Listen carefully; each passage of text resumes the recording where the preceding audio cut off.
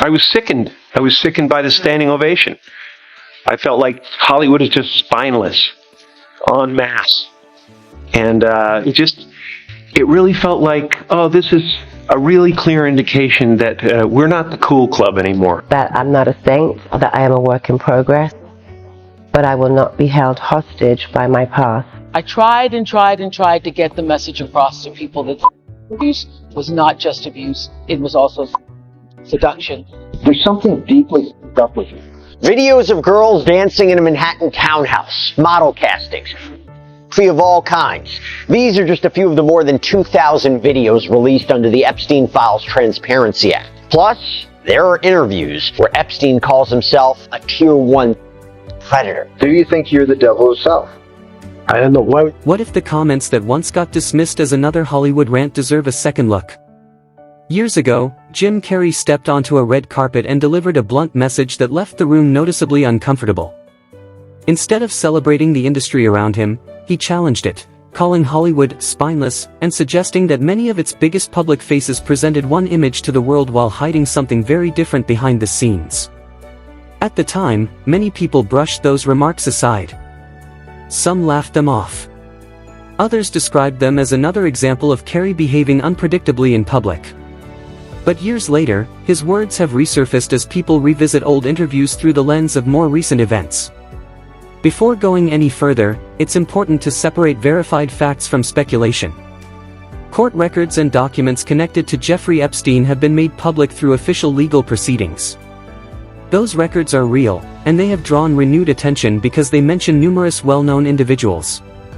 However, appearing in those documents does not, by itself, establish that a person committed any crime or wrongdoing. Each name must be understood within its documented context. That distinction matters because this story isn't about assuming guilt. It's about examining why certain old interviews and public comments have attracted fresh attention after years of being largely ignored. To understand why people continue discussing Jim Carrey's remarks, it's worth rewinding to 2014. During a widely circulated appearance, he made comments that immediately stood out from the usual celebrity interviews. Rather than promoting a project or exchanging light-hearted jokes, Carrey openly criticized parts of Hollywood's culture. His message suggested that beneath the glamorous image presented to audiences, there were deeper problems that few people seemed willing to confront publicly. Those moments didn't generate much serious discussion at the time. Instead, many viewers dismissed them as unusual celebrity behavior, and the conversation quickly faded. But as more information about powerful figures within the entertainment world became public over the following years, some people began revisiting those interviews with a very different perspective. Whether those comments were simply personal opinions or observations that later gained new relevance remains a matter of public debate.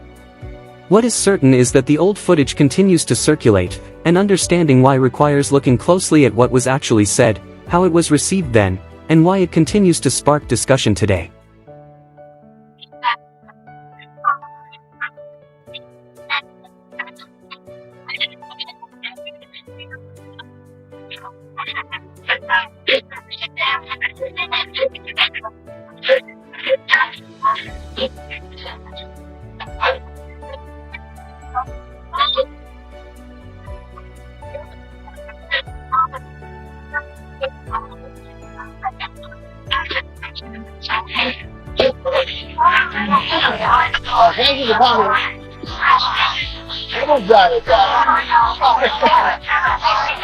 Is that a gang sign? Have you, oh, like you don't know what it is. You don't know what that is. I have no idea. You don't know. Jimmy Fallon doesn't know. David Letterman doesn't know. We don't know. All the comics and show business don't know what this is. Right? Yeah. What is it? Come on, Jimmy. Seriously, the time is up. People are hip to this kind of stuff. I'm here tonight to blow the lid off it, to be the whistleblower. I'm sick and tired of the secrets and the lies. It is the secret symbol of the Illuminati, and you're a part of it, and it's the all-mocking tongue.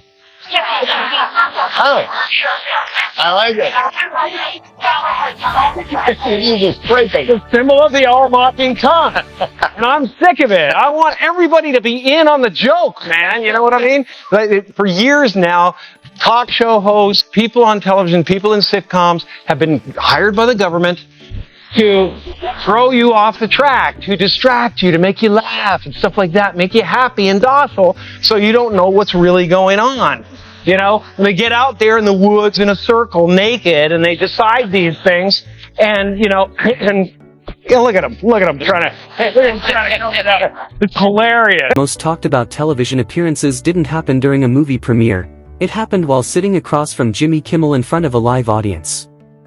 What began as a routine late-night interview quickly turned into a moment that viewers are still debating years later. During the conversation, Carrey suddenly traced a symbol in the air before pointing to his own hand. Referring to what he called the all-mocking tongue, he then turned toward Kimmel and jokingly, or perhaps provocatively, suggested on camera that Kimmel was part of the Illuminati. The exchange immediately shifted the energy in the room. On the televised broadcast, the audience appears to respond with laughter and applause, making the moment feel like another playful late-night comedy segment.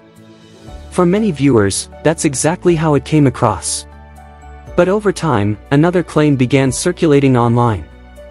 Some people who said they attended the taping have alleged that the atmosphere inside the studio was much quieter than what eventually aired. According to those accounts, there was little or no laughter in the room, leading to speculation that audience reactions may have been enhanced during post-production. It's important to note that this claim has never been independently verified. There is no publicly confirmed evidence showing that the broadcast's audience audio was artificially added or significantly altered. The discussion remains based on personal accounts rather than established fact. Even so, the interview continues to attract attention because it leaves viewers asking the same question: was Carrey simply delivering an offbeat joke in his trademark style, or was he intentionally making the audience uncomfortable by blurring the line between comedy and criticism? Whatever his intention, the clip has endured far beyond its original broadcast. Years later, people continue dissecting every expression, every pause, and every remark, searching for clues about what Carrey was really trying to communicate beneath the humor. And that lingering curiosity is exactly why the interview keeps resurfacing whenever conversations about Hollywood's culture return to the spotlight.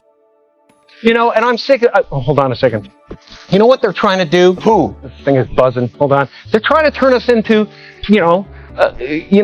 consumer drones of some sort. Hold on, I just got to get this. And yeah, listen, I'm in the middle of blowing the lid off some.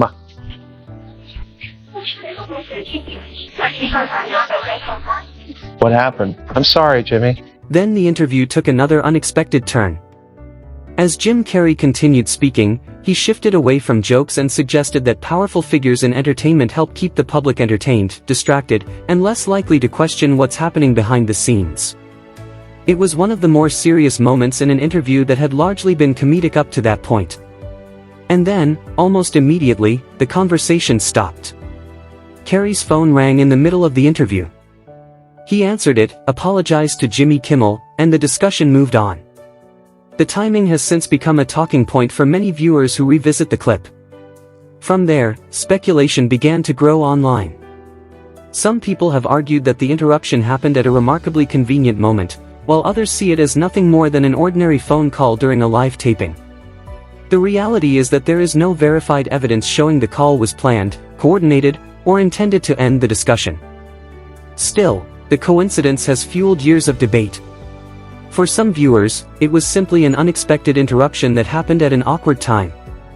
For others, the timing seemed unusual enough to invite questions.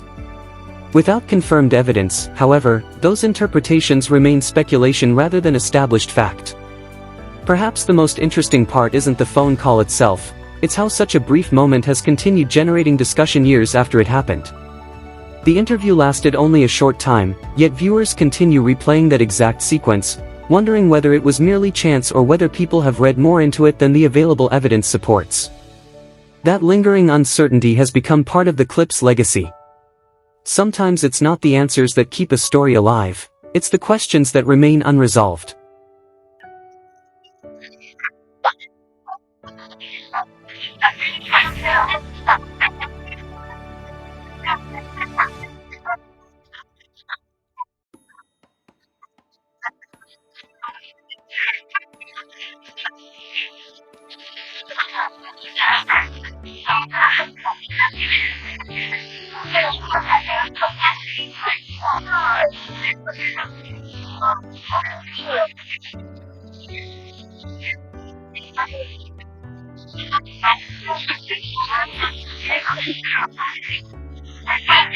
The Jimmy Kimmel interview wasn't an isolated moment.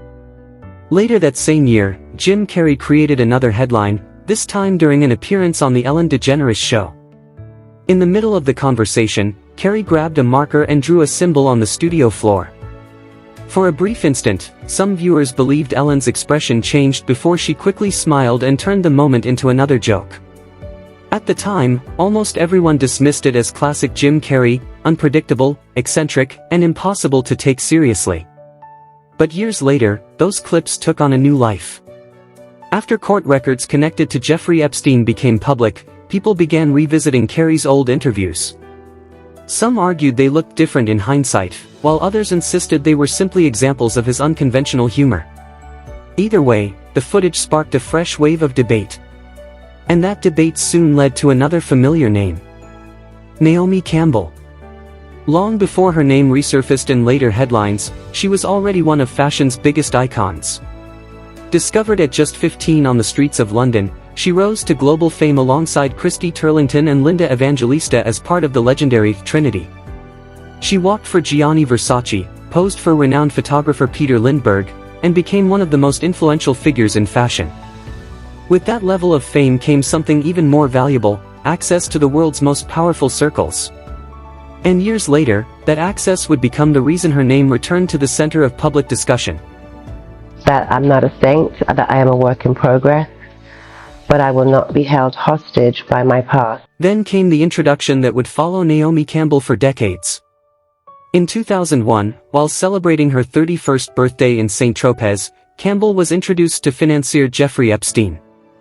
According to public accounts, the introduction was made by her then-boyfriend, Formula One executive Flavio Briatore. At the time, it appeared to be just another meeting among high-profile figures moving through the same elite social circles. No one imagined that a single introduction would later be revisited again and again as Epstein's network became the subject of worldwide scrutiny. Years later, after investigations and court records brought renewed attention to Epstein's associates, that meeting from 2001 resurfaced, placing Naomi Campbell's name back into a story many believed had already ended. Do you think it's fair to draw you into the Charles Taylor story when you were only a witness? After all, the picture they used clearly shows someone cropped from it. Presume that was President Mandela? Yes, I do think it's unfair. For me, it's a distorted piece of journalism, and I do love great journalism. But this is a direct character assassination, and it belongs in like an Orwell book. If a story like this doesn't take into account the person being interviewed, does it then become fake news? Well, it's pretty one-sided, and I don't want to get into that phrase, but I feel if you don't give the person the chance to speak for themselves and respond, I mean, this is a pretty established newspaper. You should give the person the right to respond to what your allegations are. As questions about Jeffrey Epstein grew, Naomi Campbell publicly addressed her connection to him. She acknowledged that she knew Epstein but said she had no knowledge of his criminal activities. Campbell also argued that media coverage had misrepresented her involvement, claiming photographs had been taken out of context and that the overall narrative was unfair. At the time, that explanation satisfied many people, and public attention moved on. But years later, as additional court records and documents became public, the conversation resurfaced. Unlike public opinion, official records remain available for continued scrutiny, bringing old statements and past associations back into the spotlight.